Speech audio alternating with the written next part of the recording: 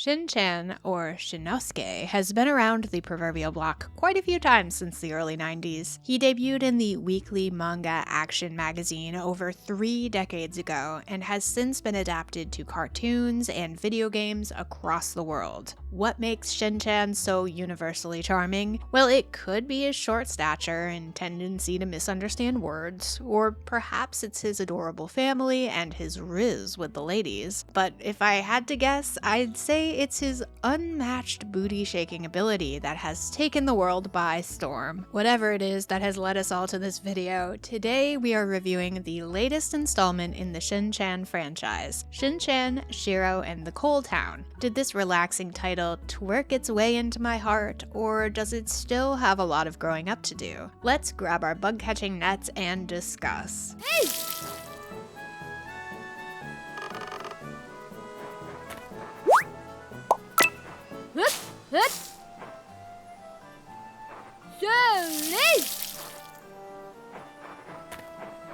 Before we get into the review though, please take a moment to like and subscribe if you haven't already done so you don't miss the review of your next favorite indie game. Also, check us out over at patreon.com/idreamofindiegames for exclusive perks and access to our lovely Discord server. Your indie gaming community is waiting for you. Shin-chan, Shiro, and the Coal Town begins in the way that many cozy rural adventures do. Stop me if you've heard this one before. Shin-chan and his family are temporarily staying at a farmhouse in the countryside due to his father's work assignment. While dad is busy and mom is preoccupied with a younger sibling, Shin-chan's grandparents are put in charge of watching over him and occupying his time with mundane tasks before dinner time. These tasks consist of farming, fishing, bug catching, cataloging wildlife, and gathering ingredients for cooking. Things carry on this way for a while until one day, Shiro, the family dog, returns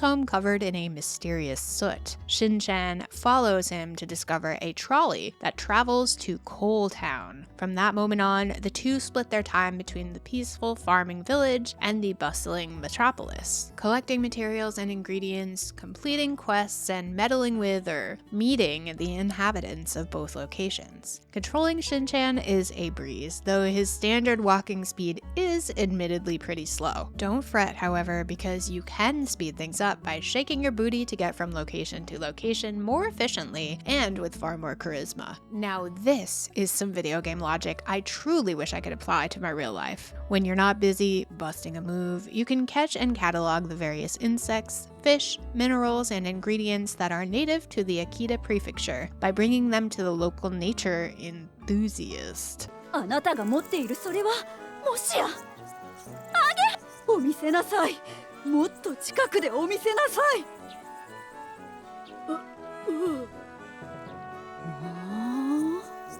ごっくりはあ和子お姉さん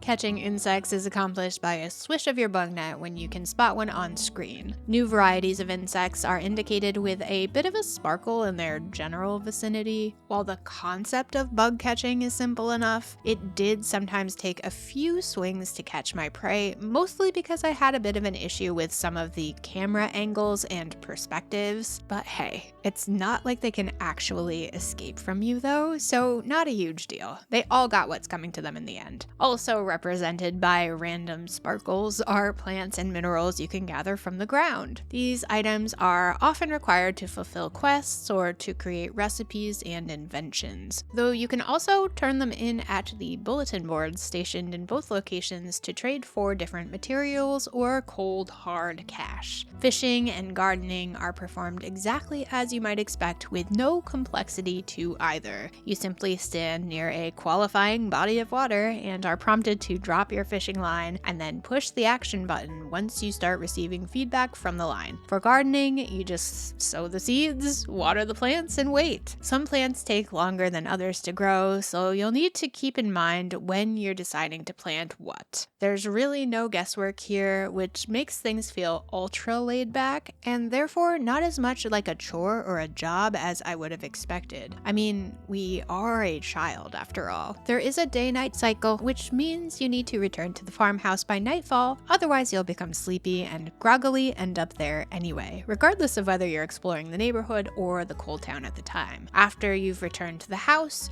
you can still explore some close by areas by moonlight, catching fireflies and chatting with the family, but this time is extremely limited and you'll eventually be returned to your home to sleep, which is also where the game prompts you to save. At times, the days did feel rather short, especially when you just discovered a new location or took on a new and exciting task. It caused me to lose just a little bit of momentum or my train of thought at times, but Lord knows that train derails pretty easily on its own. On the bright side, it does allow you to pace yourself through your gameplay and gives you a good, solid, built-in stopping point. You can save at any time while playing, but these natural pauses just make a great excuse to get up, grab a snack, maybe even stretch or finish up for the evening. Some quests do require multiple day-night cycles worth of work anyway, like growing and harvesting specific crops you'll need for a new dish, or gathering enough minerals and components to help create a new invention. And there's never any shortage of quests to do in the meantime, things to discover, locations to explore, and people to meet. I will say that while both locations had plenty to see and do, I did always find it more exciting to hop on the trolley to Coal Town and take on those tasks. The people, places, and things there just felt more lively and exciting. Coal Town has an air of intrigue that is hard to ignore. Personally, I'm not generally big on cozy casual games to begin with, particularly of the farm sim variety, as I often find the mundane tasks end up feeling less relaxing and more like a chore when countless tasks are piled on with lots to keep track of and maintain. I do so much of that in my day-to-day life, it's just not the way I personally care to relax. While you do a lot of collecting and fall into a daily routine with Shin,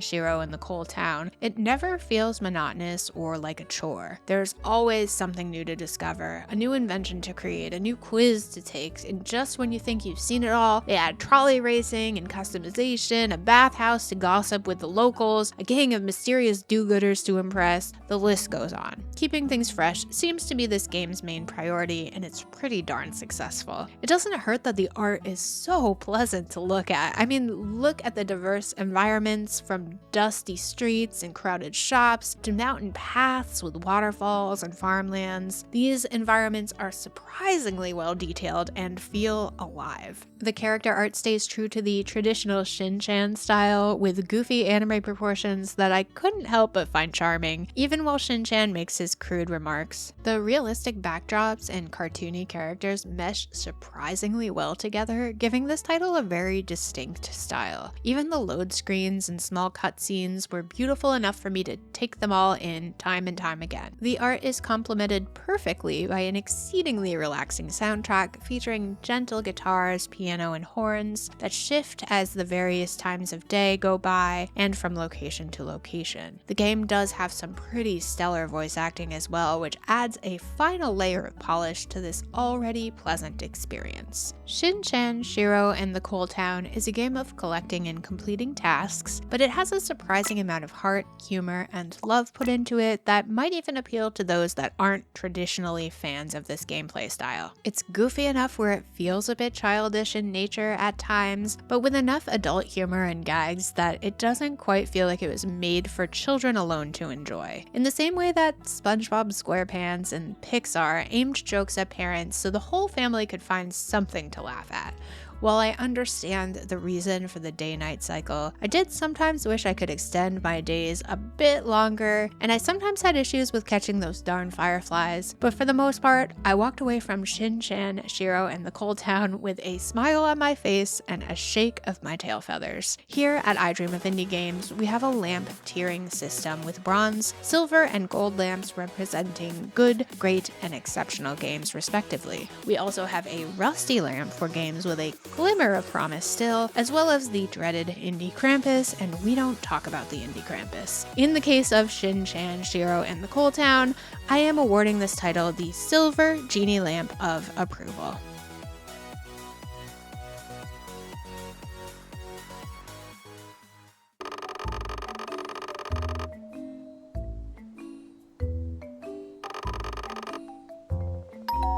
Shin-no-suke!